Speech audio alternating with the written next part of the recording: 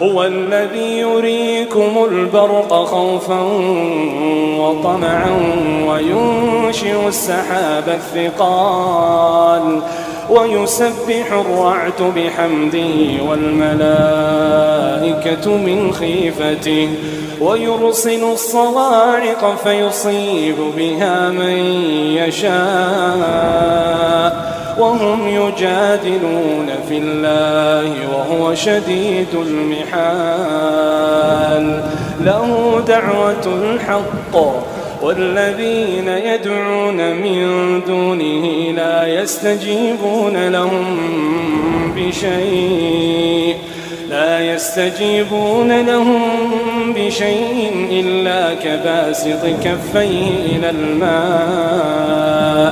إلا كباسط كفيه إلى الماء ليبلغ فاه وما هو ببالغه وما دعاء